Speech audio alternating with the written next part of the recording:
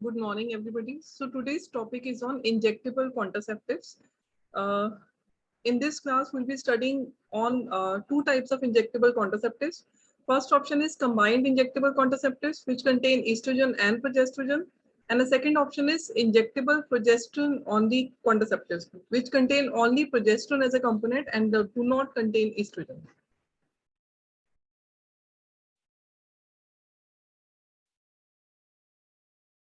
Now, what are injectable contraceptives? The injectable contraceptives contain synthetic hormones resembling the natural female hormones. When administered, they are administered by two routes, by intramuscular route or subcutaneous route. And when they are administered, there is a slow release of hormone into the bloodstream, and it provides protection from the pregnancy for a long duration of time to the client. There are two main types of injectable contraceptives. First is progesterone-only injectables, POI, that contain only synthetic progesterone. There are three types: depot, hydroxyprogesterone acetate, or DMPA, which is given 3 monthly, or norethistone enanthate, NET-TN, 2 monthly injection. Or it can be combined injectable contraceptives, CIC, which contain estrogen, natural estrogen, like ethinyl estradiol and progesterone, and they are given as 1 monthly injection. It is important to know that under the National Family Planning Program of India, DMPA injectable contraceptive have been added to the basket of choice. So under the National Family Planning Program, DMPA is being offered to the women as injection antara. Now, before we move on to DMPA, what we should know briefly about combined injectable contraceptives also. So what are combined injectable contraceptives? CIC, they are commonly called as CIC. CIC are injectable contraceptives that contain both a progesterone and a estrogen component. And the estrogen component in the CIC, it is natural estrogen as compared to a synthetic estrogen in combined oral contraceptive pills. The CIC, they are very much similar to the combined OCPs, but the only difference is that OCPs has to be taken daily, orally, whereas CIC are injectable given monthly, and the component in OCP is synthetic estrogen, whereas the estrogen component in CIC is natural estrogen. The CIC, they offer more regular cycles than the injectable progesterone. So the irregular bleeding or the bleeding pattern disturbances are less with CIC as compared to DMP injection. Now, what is the mechanism of action of CIC? It is the same as combined OCPs. Namely, first of all, they inhibit the secretion of gonadotrophins like LH and FSH, thereby preventing the follicular maturation and ovulation. The second mechanism of action is thickening and reduction in the volume of cervical mucus, so making it difficult for the sperm to penetrate.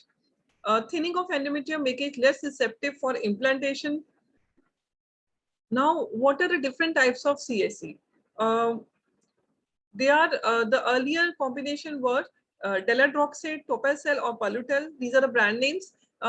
These were the older formulations of CIC, which contain estradiol enanthate 10 mg as natural estrogen and progesterone as dihydroxyprogesterone estrophenite 150 mg. But nowadays, the recent CIC have come like cyclopam and mesigna.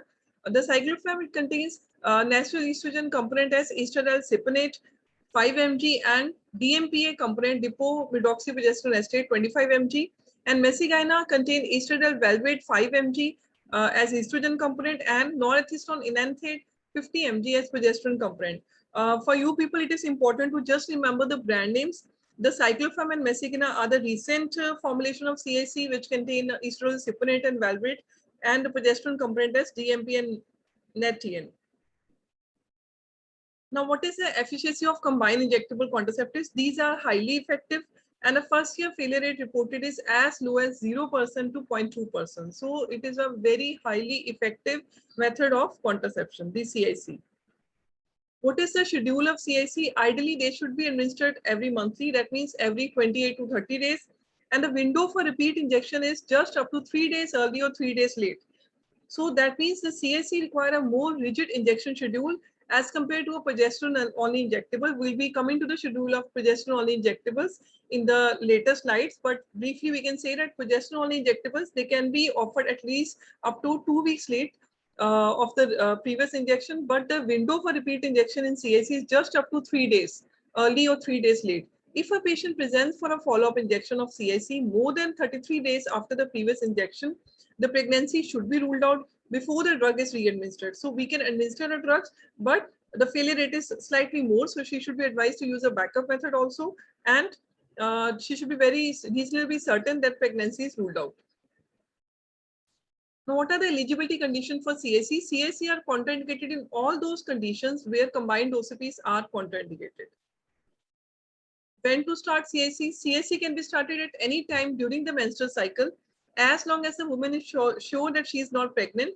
If the first injection of CIC is given during the first days of menstrual cycle, then no backup contraception is necessary. But if the first injection of CIC is taken after 7 days of the menstrual cycle or at any other time, then a backup contraception like condoms or barrier method, they should be advised for 7 days following the CIC injection. And in non-breastfeeding women, non-lactating women, CIC can be initiated only after 3 weeks postpartum. As the estrogen in CIC, it may promote the blood clotting in the early postpartum period. We all know that pregnancy itself is a hypercoagulable condition, so we should be avoiding these hormonal contraceptives up till 3 weeks postpartum at least. In breastfeeding women, a delay of 6 months is recommended, like in OCPs, because the estrogen component of CIC, it can decrease the quantity of breast milk and the quality of breast milk also. Combined injectable contraceptives can be initiated immediately post-abortion. What are the advantages of CIC? CICs are safe, they are highly effective and easy to use. They are reversible. That means return to ovulation is prompt, almost prompt. CIC can be provided out of clinics. They can be discontinued without provider's help, may have non-contraceptive effects like combined OCPs. Now, what is return of ovulation after CIC? Because combined injectable, they are effective only for a shorter period as compared to progesterone only injectable. So that means monthly injection is required. Their effect is more rapidly reversible than the DMPA injection. And women who stop using CIC, they may become pregnant as soon as 6 weeks after their last injection.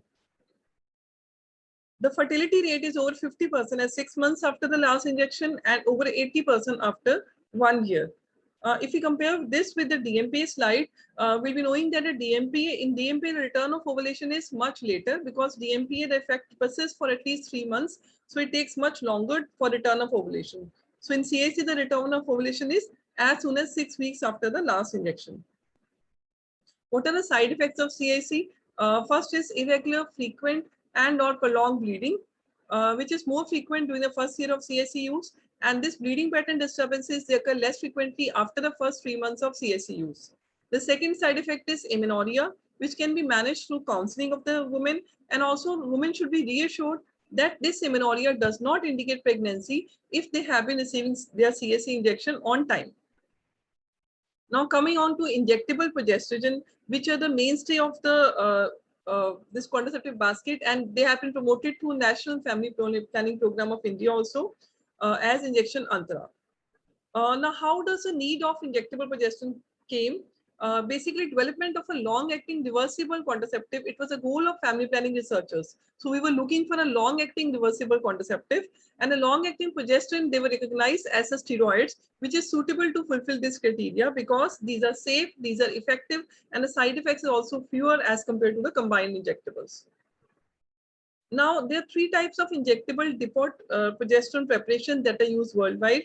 The first option is DMPA, 150 mg dose given IM injection every 3 monthly. This is a part of the National Family Planning Program of India. The second option is a derivative of DMPA, which is marketed as Depot Sub Q Provera 104. It is a 104 mg preparation of DMPA, which is given subcutaneously, also given 3 monthly.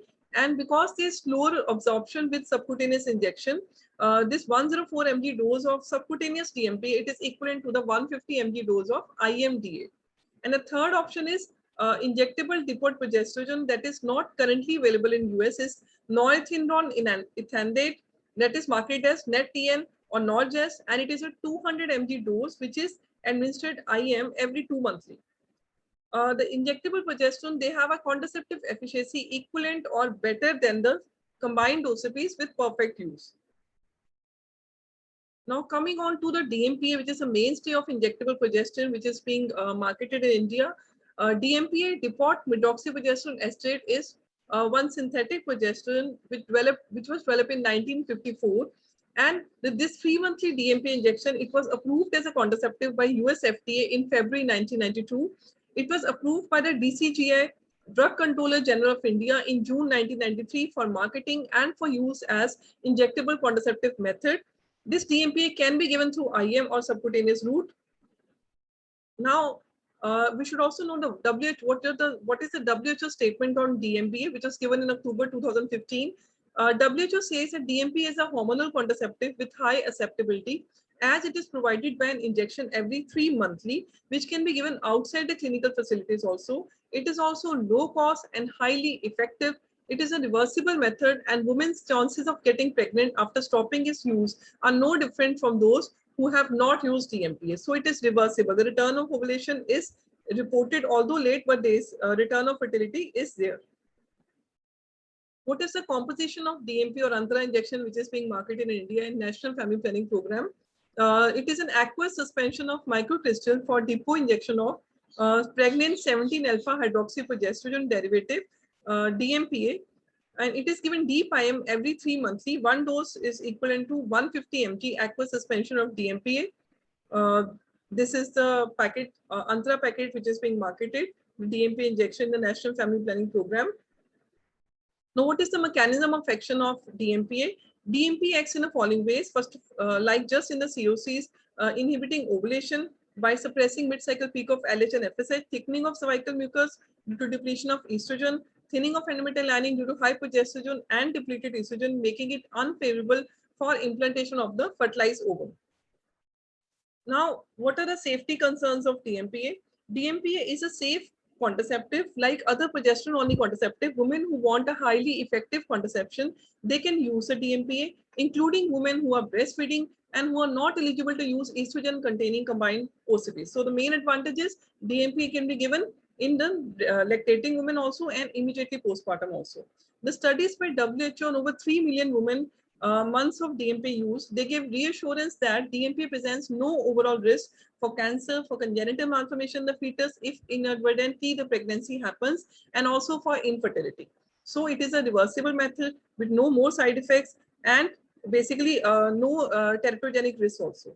It exerts a strong protective effect against the endometrial cancer, and there's no overall increased risk of breast cancer, ovarian cancer, and cervical cancer. So this advantage of DMPA is similar to the OCPs. Also, DMPA does not cause any significant changes in blood pressure or on the coagulation system of the fibrinolytic system, affecting thrombosis. Studies have found no difference in health, growth, sexual development, aggression, physical activity, or sexual identity of teenage children who were exposed in utero to the DMPA as compared for those children who were not exposed. So that means if inadvertently failure happens with DMPA injection or pregnancy happens, there's no increased risk to the fetus. Effectiveness of DMPA, it is a highly effective contraceptive method, and with the standard regimen, the first year effectiveness it's been reported to be as high as 99.7% when the drug is used correctly. That means the injection is repeated on time, and however, the effectiveness decreases in the typical use where the injection may be delayed. The perfect use failure rate of DMPA, it is 0.3%, which is lower as comparison to 0.5% of female fertilization or female sterilization, or 0.8% of IUCD use, or 0.3% of combined OCPs. So it is a highly effective method. The effectiveness, obviously, it also depends on the timing of the first injection, but it was taken within the first 7 days of LMP, and also depends on the taking injection, repeat injection regularly on time, injection technique, and the post-injection care also. Now, what are the contraceptive benefits of DMPA injection? DMPA injection, it is safe, highly effective with long-term contraceptive benefits. It is convenient and easy to use. It does not require daily routine or additional supplies. Does not need to be taken daily or to bother about taking pills daily. And also, it acts for 3 months. That is a long period with a grace period of 4 weeks. So it is completely reversible. Fertility returns within 7 to 10 months from the date of last injection, and the average return of fertility is almost 4 to 6 months after 3 months effectivity of the last injection is over. It is a private and confidential method, does not interfere with the sexual intercourse. Pelvic examination is not required prior to the use, It is suitable for women who are not eligible to use an estrogen-containing contraceptive. It is also suitable for breastfeeding women as early as 6 weeks postpartum, as it does not affect the quantity, quality, and composition of breast milk. And also it provides immediate postpartum and post-abortion contraception. It can be given immediately postpartum in non-lactating women, and it can be given immediately post-abortion also. DMPA injection may be used by women at any age or of any parity if they are at increased risk of pregnancy. There are also certain non-contraceptive benefits of DMPA injection. The first is DMPA may decrease the menstrual cramps and reduce premenstrual tension, premenstrual syndrome. It may improve anemia by reducing the menstrual blood loss due to menstrual changes such as amenorrhea may happen with DMPA. It reduces the symptom of endometriosis because of inhibition of ovulation and decrease of blood loss, decreases the benign breast disease and ovarian cysts. It helps prevent uterine tumor like fibroids. It reduces the incidence of symptomatic pelvic inflammatory disease, also protects against endometrial cancer and possibly ovarian cancer also. It reduces the sickle cell crisis in women with sickle cell anemia. It also protects against ectopic pregnancy because it inhibits the ovulation, and also there are minimal drug interactions reported. No demonstrable interaction has been found between DMPA and other antibiotics or enzyme-inducing drugs. Now, there are certain limitations of DMPA injection also. First is it does not protect against the sexually transmitted infection or HIV infection. Once taken, this section cannot be stopped immediately. It causes changes in the menstrual cycle and bleeding pattern due to its inevitable effect on a woman's body hormones. It has to be repeated every 3 monthly to achieve the desired contraceptive effectiveness. And return of fertility is longer as compared to the other short-acting methods. The return of fertility is almost 7 to 10 months from the date of last injection, and DMPA injection also cannot be given in few medical conditions or diseases. So what are the disadvantages of DMPA? The failure rate is 0.0 to 0.3, although it is very lower failure rate, and still there's a chance of irregular bleeding and occasional phase of amenorrhea. Return of fertility is a little longer. However, with NET-TN injection, the return of fertility is quicker. Loss of bone mineral density, which is reversible. It has also been observed with the long-term use of Depo-Provera or DMPA injection. Overweight, insulin-resistant women on DMPA injection, they may develop diabetes also, and also the other side effects reported like weight gain and headache. Now, what are the common side effects? First is heavy menstrual bleeding or changes in menstrual bleeding pattern. Second is amenorrhea, especially after the first year of use, and also headache, breast tenderness, moodiness, nausea, hair loss, less decreased libido and or acne in some women. Depression has also been reported, but the causal link has not been proven. And also weight gain has also been attributed to Depo-Provera injections. DMPA is safe for all the women who are of any age, including adolescent or also including elderly age women like over 45-year-old who have or have not had children. So parity is not, it doesn't get affected by the parity, the use. And also it can be given in unmarried female also can be given post-abortion, post-miscarriage. And they can be used in smoking women regardless of any age. They can be used in lactating women starting 6 weeks after the childbirth. And they can also be offered to women who are at risk of STDs and HIV infection, and also to those women who are HIV infected, whether or not they are on ART. Women can begin the DMPA injection without a pelvic examination, without any blood test or any other routine test, without cervical cancer screening or pap smear, without a breast examination. And even when she is not having monthly bleeding at the time of injection, she can have the injection if she is reasonably certain that the woman is not pregnant. So if you remember, the combined OCPs required us to have pelvic examinations and cervical cancer screening also, and breast examination preferably. Now, what are the contraindications of progesterone injectables? They are contraindicated in pregnancy, in unexplained uterine bleeding, in breast cancer, in a history or active thromboembolic disease, cerebrovascular disease, or significant liver disease. The DMPA vials need to be stored at room temperature between 15 to 30 degrees Celsius in a dry, dust-free space, and should not be exposed to steam, heat, and cold, and they should not be kept in refrigerator or freezer. Site of injection is, there are 3 sites of injection. Either it is in the upper arm deltoid muscle, or in the buttocks in the gluteal muscle, upper outer portion of the buttocks, or thighs, outer anterior portion of the thighs. And the preferred easily accessible and acceptable site is deltoid muscle, but the client preference should be taken into consideration before administering DMPA injection.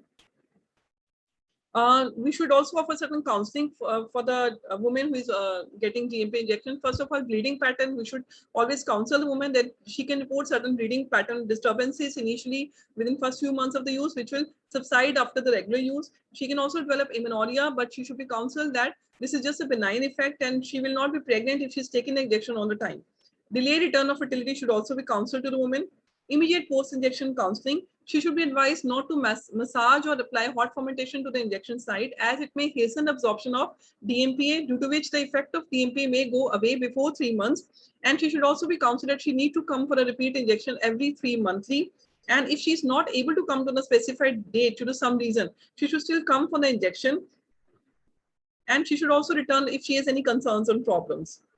The return of fertility, as I told you, it is a little longer, takes 7 to 10 months from the last injection. Average return of fertility is 4 to 6 months. After 3 months, effectivity of the last injection is over. And but the studies have shown that ovulation or fertility return, it is not affected by the duration of DMPA use or by the woman's age. It has been seen that 93% women on DMPA, they conceive within 18 months of the last injection, and the median time to conception for those who do not conceive, it is 10 months following the last injection. Now, when to start DMPA? Broadly, you can just remember that ideal time of starting a DMPA injection, if a patient is having menstrual cycle, is within 7 days of menstrual cycle. But there are also other conditions where she can start DMPA.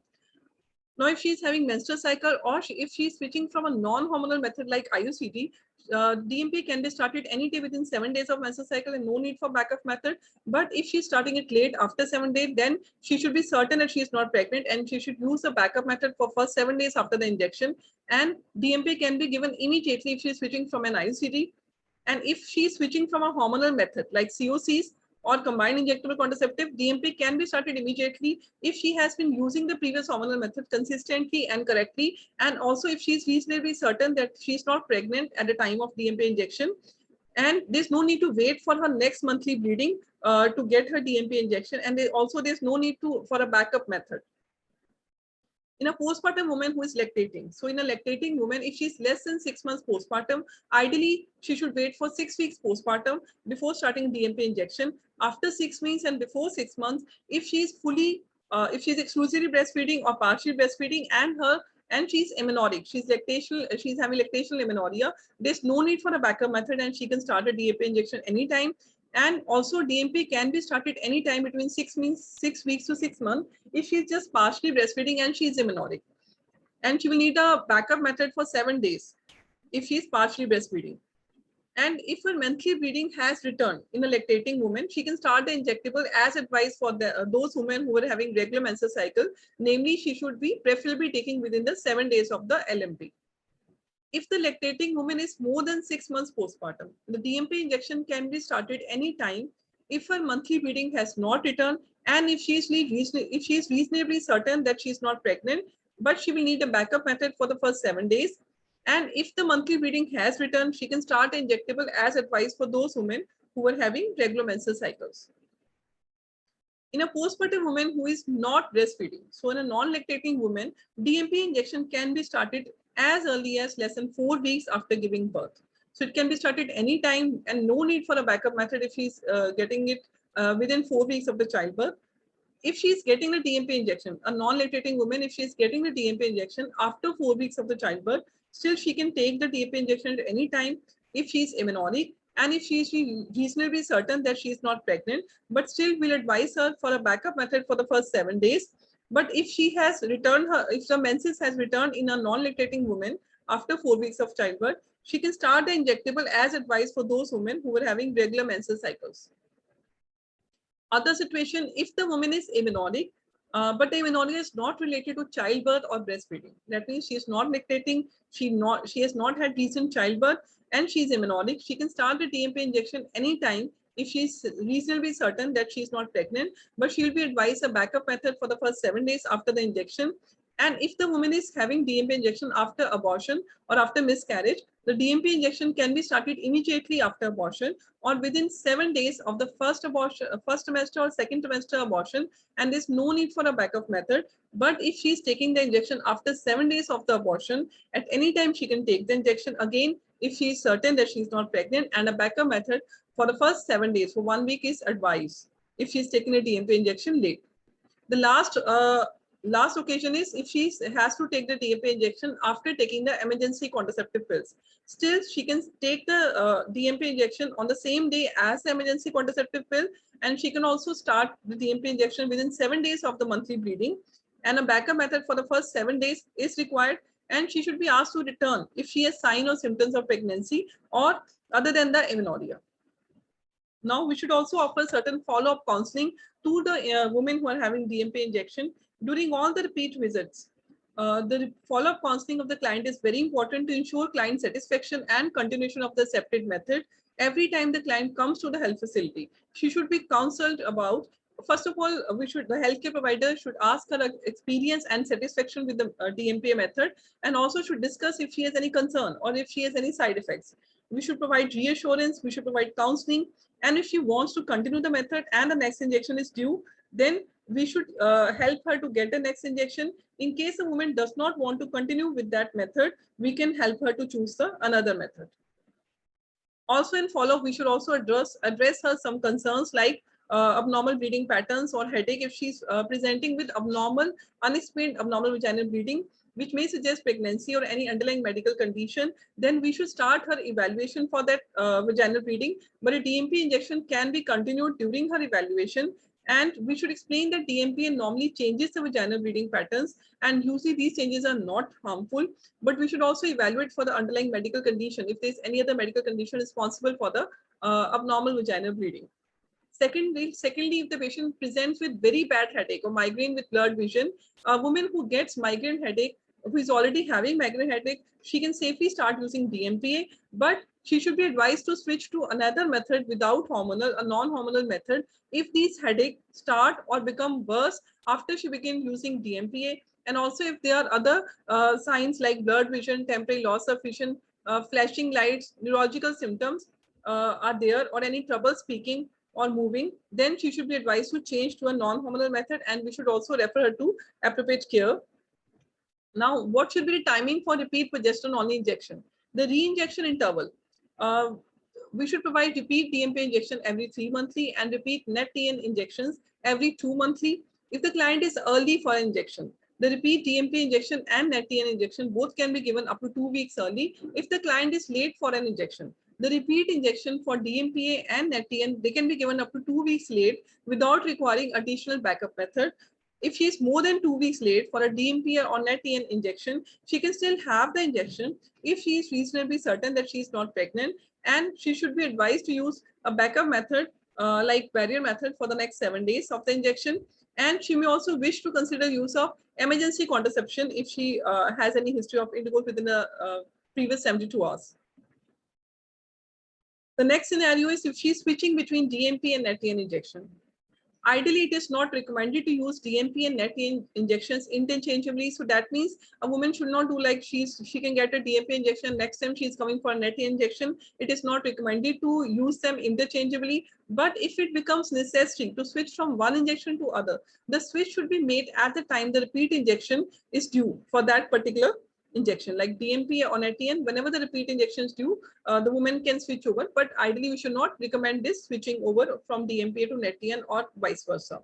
For a repeat progesterone only injectable, if the patient comes and when the previous injectable type and or timing of injection is not known, so that means patient is not knowing what was her previous injection and what was the timing of that previous injection, she can still have the injection if she is reasonably certain that she is not pregnant, but the backup method is obviously advised for the next 7 days.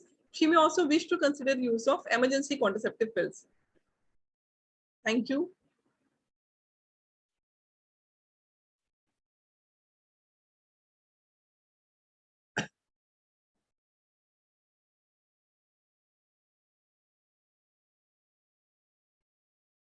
Now I'll be taking the attendance.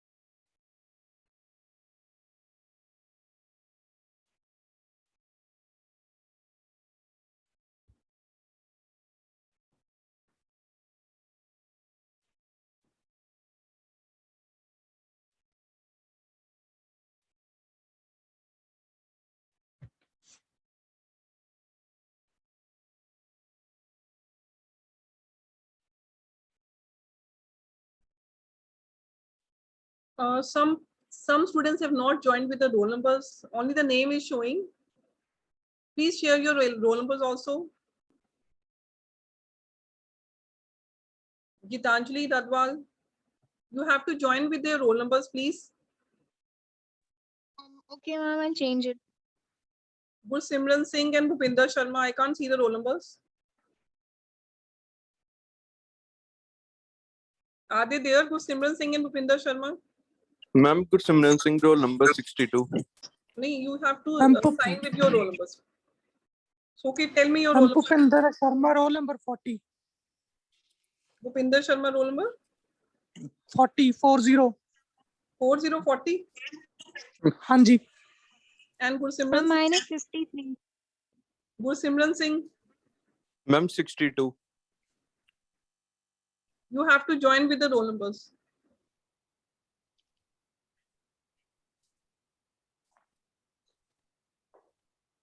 And there was this girl, Gitanjali Dhadwan. What is Yes, her roll ma'am, number? 53.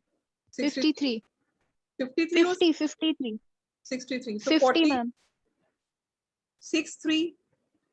No, ma'am, 53. Okay, 53. So 40, 62, and 53. These roll numbers were not being shown. Now, students, for the rest of the students, the attendance will be based on the Google form. And for the students who were invited for the class, the attendance will be live only. You can still fill, the other persons who have not attended the class can still fill the Google form, but they will not be given the attendance. Thank you.